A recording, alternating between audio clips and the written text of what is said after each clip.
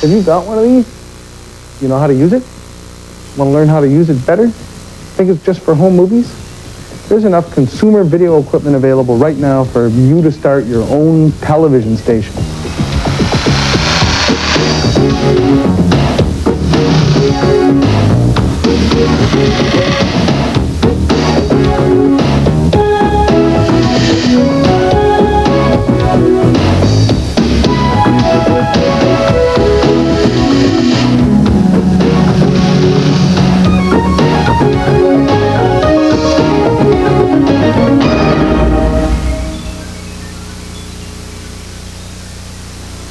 Okay, you read all the equipment manuals, and you know what every darn button on the camcorder does, and you're quite a video expert. I suspect by now you've also annoyed your family and friends with your camcorder. See, you know that you have an amazing electronic time machine here. It will record things and save them forever. But you've probably also discovered that most people are quite expert television viewers, and they don't want to watch something that's shaky or out of focus, or worst yet, shot by somebody who doesn't know when to say cut. There's always the fast forward button while you're showing it to people, but why not think in terms of using your camera to tell a story? Now, there are levels of approach you can take. You can do an official storyboard with pencil, paper, make a little picture of every shot and how it should advance the story. Or at the other end, you can do what I do. Just watch professional news magazine shows to see how they assemble a story visually. Whatever you shoot, try to make sure that it has a beginning, a middle, and an end. And don't forget that most important element of video: timing. Now, telling a story with a camera isn't as difficult as it seems. Most of the things you'll shoot already have a theme. A birthday party, a boat trip, a school concert, barbecue time, the parade. To learn to be an effective video storyteller, one of the most important lessons you have to learn are the rules of editing. We're going to take a look at a short video that was made by a camcorder enthusiast with a technique that we call in-camera editing. That means knowing when to push the start-stop button at the appropriate moment. Open, close, display, program, time, volume, play. All the editing and effects you're seeing were made in a high-end consumer camcorder while shooting. Pretty sophisticated stuff. The main benefit for editing in camera is that there's no generation loss. We don't have to edit to another tape, which would be a second generation. With each generation of re-recording your video, the picture and sound quality deteriorates. With in-camera editing, you can create some great effects, like dissolving these people on from a freeze frame. The other reason for in-camera editing, apart from the time saved in the edit room, is the fact that you can discipline yourself. You'll be asking yourself, how should I start and end a scene? Should I be wide or close up? Should I pan the camera? How long should this shot be? If you make a mistake, you can always go back and redo the edit. Music will help convey the atmosphere.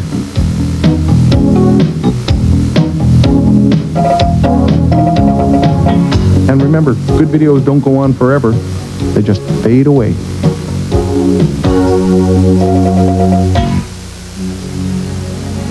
This program is in two parts.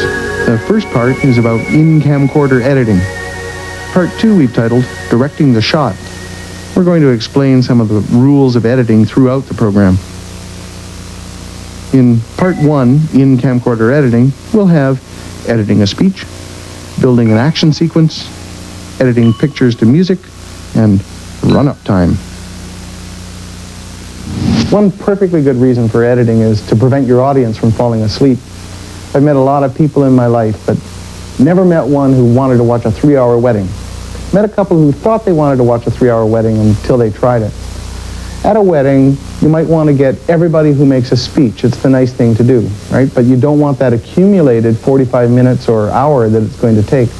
A way to edit that is to start rolling on a person, they're talking. Now you know what they look like, you know their general attitude and what they have to say. Wait till they get to the end of a thought and push stop. Now let them jabber on all they want for 10 or 20 minutes. And you can always tell when a person is sort of ready to wrap up, because often they say, well, and finally. At that point, you take a shot of the wedding cake or anything on the table, some flowers, a candle, and you wait until they've just hit the end of a sentence, roll again, and bring it back up to the person as they're just finishing their speech. No one will ever miss that 10 or 20 minutes that you cut out. Whenever you're shooting something repetitive, it doesn't have to be an amusement park ride. It could be anything from speeches at a wedding to folk dancing. As long as the action repeats over and over again, you can build up an edited sequence right in your camera by repositioning yourself at various points in the action and waiting for that repetitive moment to come along again. To shoot this sequence properly requires that I not pan with the ride, let it exit a static frame. It's good to plan on what the end shot will be ahead of time.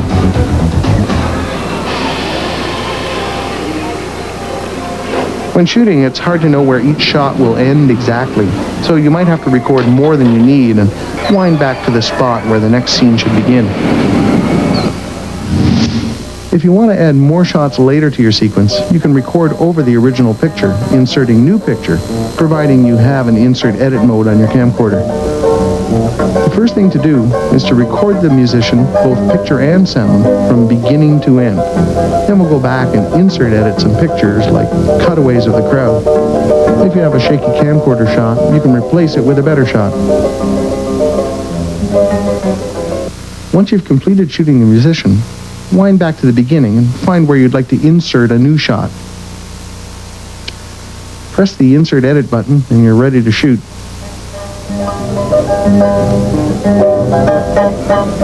Here are my insert shots of the crowd. The soundtrack of the musician remains because when you insert edit, you don't erase the linear soundtrack. You can insert between different pictures over the soundtrack, or you could go back and forth between the musician and the crowd.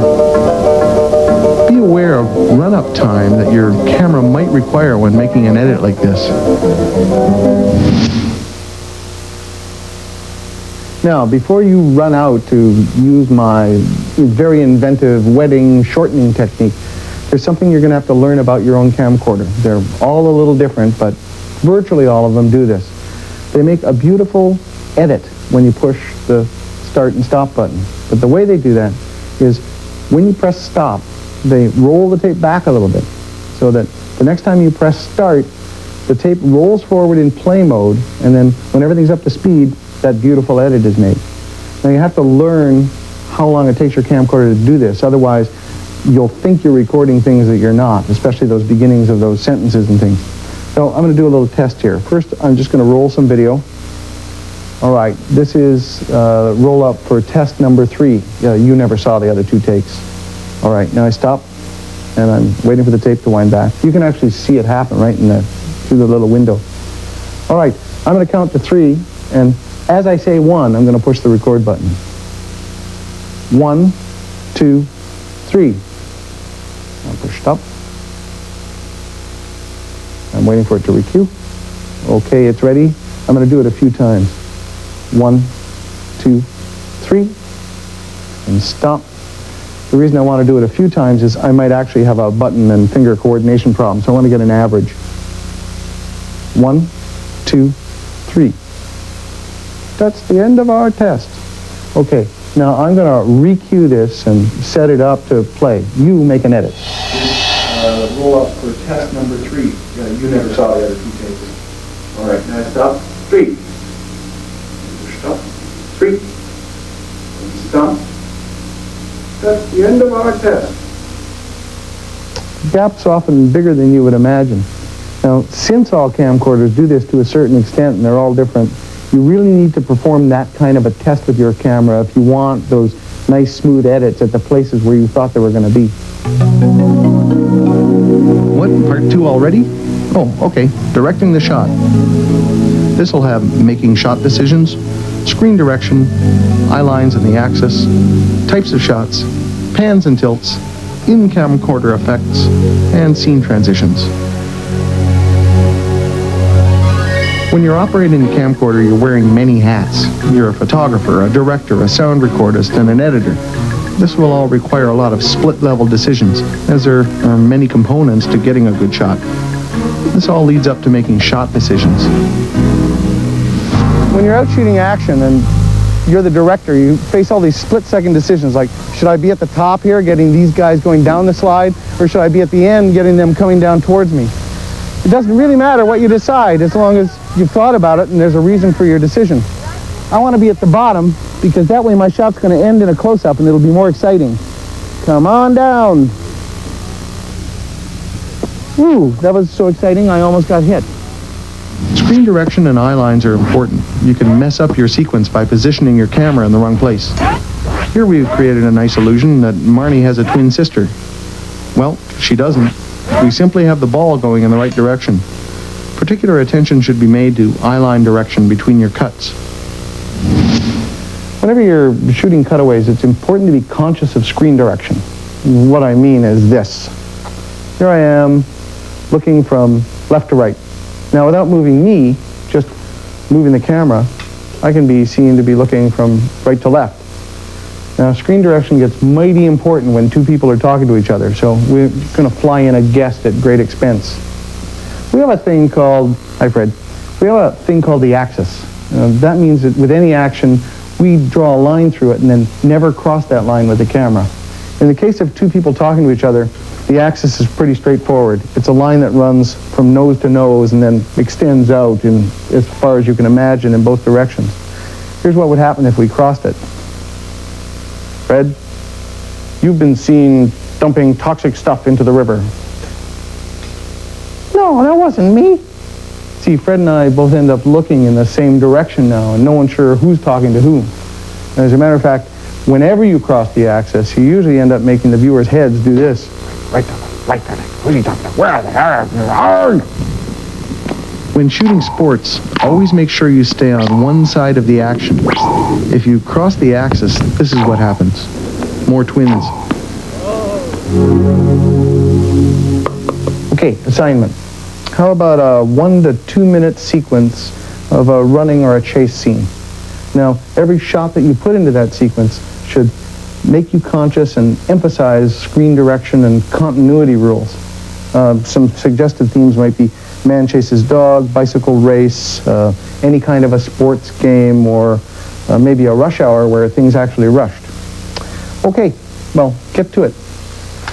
Oh, wait a minute. Don't get to it right now. There's more show left.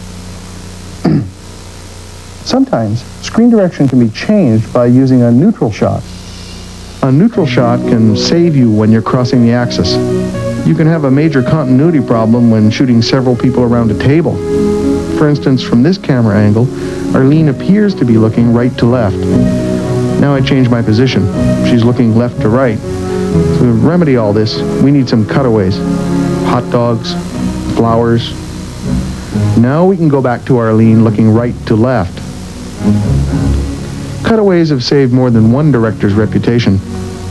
Now, we're not fond of making you memorize a whole bunch of fancy words, but the following terms are important when organizing your thoughts for shooting.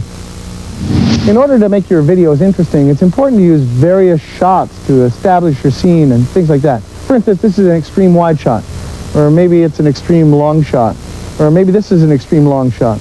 And then, of course, there's just the plain old long shot or wide shot. And to complete the series of shots, there'd be a medium shot, but this might not quite be a medium shot to everybody. Maybe this is a medium shot. And of course, the essence of television itself is the close-up. But some people actually would feel that this was more of a close-up. The important thing about shots isn't the terminology, what you call them, but that you actually use them to establish your scene and tell your story effectively. I smell a barbecue. When you first see the location, you have to decide where you'd like to frame and what your first shot should be. You might choose the wide picture that you're seeing now, or start with the barbecue in a chronological order of events. Or you could zoom in further and start with a tighter shot that still manages to see a fair bit. We'll call this the medium wide shot. We suggest that you use your zoom mainly to get positioned, then start recording. This shot could be described as a medium-wide 3-shot. And this shot is a medium shot. And this shot's a close-up of a hungry little girl. And here's a close-up of flowers, in case I get in trouble with screen direction. One of the most powerful things about video is movement, and you should always consider some sort of movement, even when your subject itself is static. This is the most common camera move there is. It's called panning. Panning usually refers to moving the camera left and right. Now, I have to share with you my least favorite panning motion because I've seen everybody do it. You know, you've got this magnificent piece of scenery, you zoom out wide and it still doesn't fit, so you're going to pan it. Pan, and you get to the end, and just to make sure you've actually got the whole thing, you pan back over the very thing you've just panned. I call that spray painting. To do a nice pan, you should try to work it out so that you can begin on some sort of interesting frame that you can hold for a few seconds. And do the pan, being careful not to go so fast that everything becomes a blur. And to make it a really great pan, it should also end on an interesting frame that can be held again for a few seconds. Now, depending on what country you're from and what industry you work in, panning the camera up and down is usually called tilting. And panning and tilting have been the source of endless mirth in the industry because you'll note that when you pan the camera left, the picture actually moves right, and vice versa. The same applies for tilting. For instance, when we tilt the camera up, the picture moves down. Tilt up.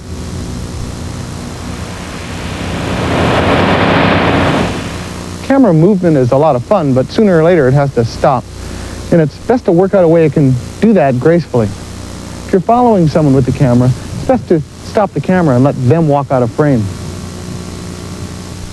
Now, if you intend to edit what you shoot later, you should hold at the beginning and end of any camera movement for a lot longer than you would normally. You know, hold for 10 seconds, do the camera move, and hold for another 10 seconds. That way you've got 3 different ways you can use that shot in the edit room later. In any event, if you have any kind of a camera move that's the end of a sequence, you should also hold at the end of that move for a few seconds. And remember, when people are walking away from you, let them exit a static frame. Don't pan with them. Another type of pan you've probably seen on the old Batman TV shows. We like to call it a whip pan. Here I am on a city street, and here I am at the beach. Of course, no one else is here at the beach. And here I am back on the city street. So it's important for you, the director, to tell you, the camera person, how long shots should last and where they should start and finish. Often the action will dictate this for you, but sometimes there is no action, a static shot of a beach or a mountain. In those cases, you just have to develop a feel for how long the shot should last. Timing is integral to editing and directing. But there's good news. Videotape is cheap and it's reusable, so why not practice? Practice making a camera move that actually says something, and then play them back to make sure you're giving the viewer enough time to appreciate what it is you're trying to say. And watch television. Your average $1 million network documentary usually has the timing right. When you're editing right in the camera, you often have various devices right at your fingertips that will help you enhance your sequences. Most cameras can fade to and from black and or white, and depending on the model, you might have some digital effects that you can use for transitions. A dissolve is one of the best in-camera transitional effects. It actually helps awkward cuts and can act as a passage of time. This strobe effect gives a feeling of slow motion. Here's an effect with a freeze and a partial wipe. Watch what happens.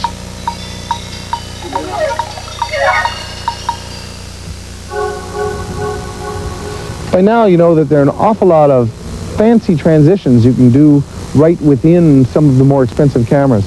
But no matter whether you have a fancy, expensive camera or a very simple, basic one, scene transitions are going to be important to you. They're a way to begin and end your scenes. And the scene transitions are sort of like the punctuation in a language. For instance, the visual equivalent of a period is a fade to black. Goodbye. Wait, come back. We're not done with transitions yet. The transition I find myself most often using is the tilt from the sky. The sky is pretty handy to use because it's usually there outdoors. Of course, once you've mastered the tilt from the sky, if you want to end a scene, there's always the tilt to the sky. Walking into an empty frame is always handy, as is the reverse, walking out. Don't forget there are several ways to come into a frame. Now, every transition we've just shown involves a simple cut, something you can do with any camcorder. And these are bread and butter cuts. They're used all the time. There are fancier cuts you can make too. There are all sorts of great cuts you can think up. As a matter of fact, if this one doesn't work, you'll never see it. But what the heck, it's videotape. Now, I don't want to distress anyone, but I can't really do that in real life. There are just millions of ways that you can think to make a simple transition that will begin or end a scene. As a matter of fact, I have to end this scene. And since the camera's now locked in one position, I think I know how to do it. Get a load of this. I'm fading.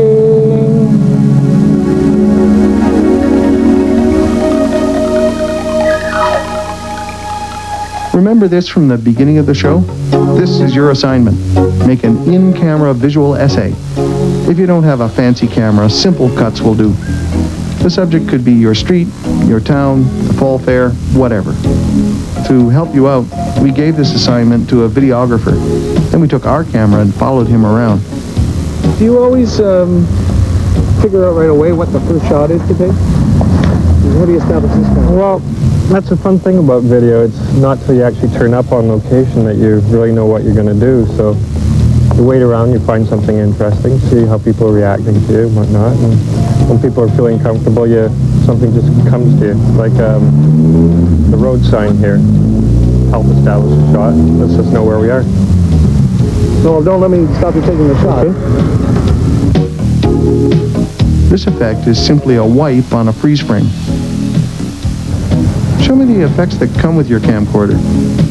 Well, this one here can just freeze an image, so you can tape it.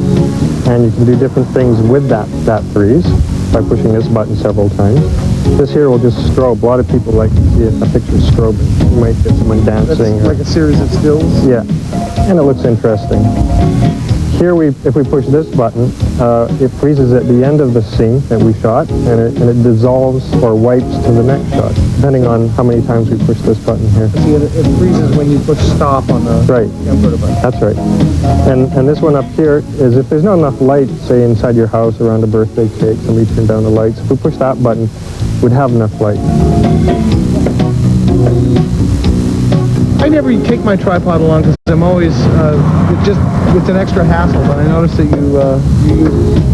you're a lot more regular at using a tripod. Yeah, I guess it's just the mood I'm in today. Sometimes just on my shoulder is the most fast and interesting way of capturing something. If I have this tripod, people might start running away from me or something. So today I'm in a tripod mood, and it's a different picture altogether. You can get a lot more close-up that way too. Yeah. When shooting close-ups or macros, a tripod prevents a shaky picture. Noticing detail and getting more close-ups than wide shots makes for a more interesting video. Look out for abstract shots and textures that can also tell the story. You don't look too happy. No. I just did a shot here, and I didn't like it at all. I made 3-4 mistakes here, so I'm just backing up. And I eliminated the scene, and I'm going to change it and put a different one in here. Normally I'd take this out in editing, but today I'm doing an in-camera edit, so I'm going to put this instead of that last scene. Now nobody will ever see his mistake. What you looking for? Interesting faces. There's nothing more interesting than a human face. If you can, use a long telephoto lens to get those candid shots from far away.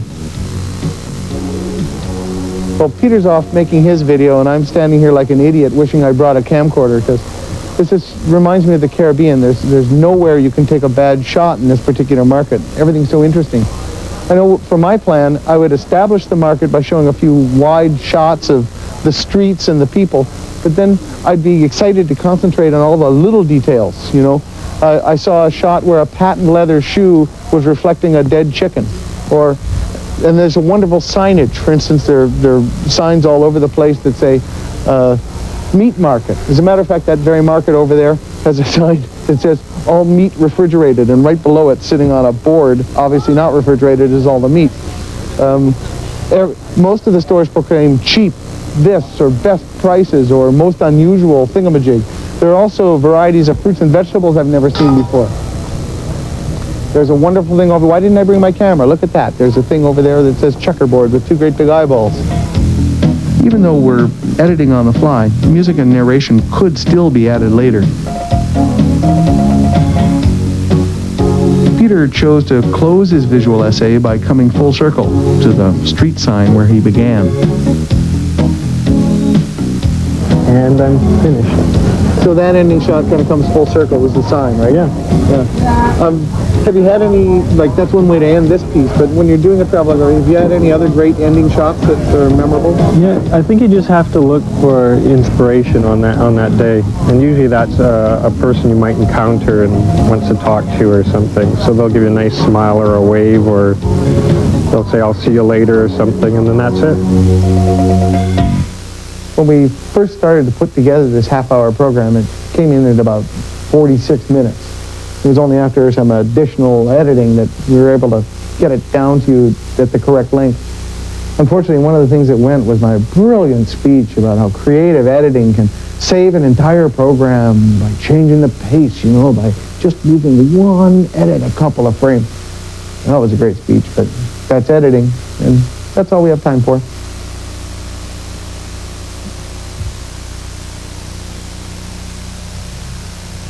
Cut!